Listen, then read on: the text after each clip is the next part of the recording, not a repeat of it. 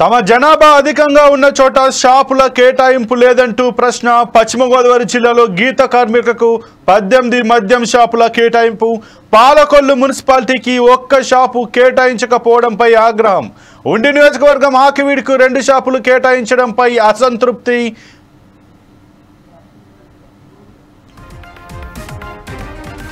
మద్యం షాపుల లాటరీ ప్రక్రియపై గీత కార్మికుల విమర్శలు. షాపుల కేటాయింపులో అధికారుల తీరుపై మండిపాటు. షాపుల కేటాయింపులో అన్యాయం జరిగిందంటున్న శెట్టి బలిజ వర్గం. తమ జనాభా అధికంగా ఉన్న చోట షాపుల కేటాయింపు లేదంటూ ప్రశ్న. పశ్చిమ గోదావరి జిల్లాలో గీత కార్మికులకు 18 మద్యం షాపుల కేటాయింపు.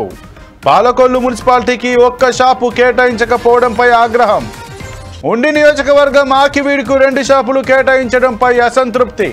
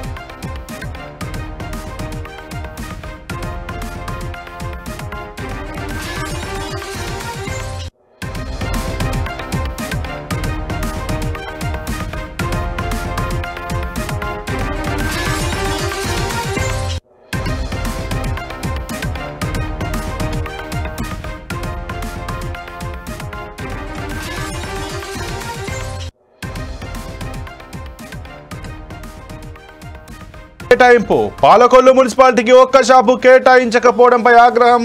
ఉండి నియోజకవర్గం ఆకివీడుకు 2 షాపులు కేటాయించడంపై అసంతృప్తి.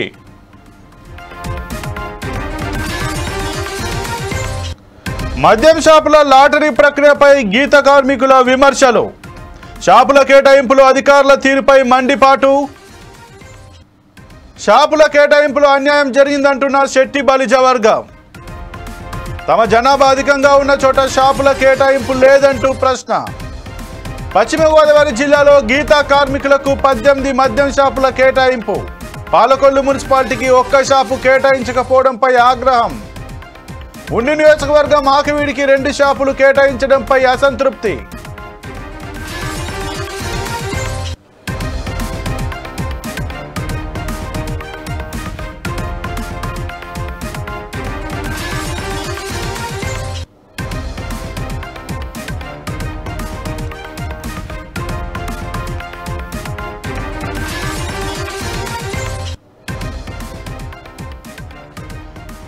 పశ్చిమ గోదావరి జిల్లాలో గీత కార్మికులకు 18 మద్యం షాపుల కేటాయింపు.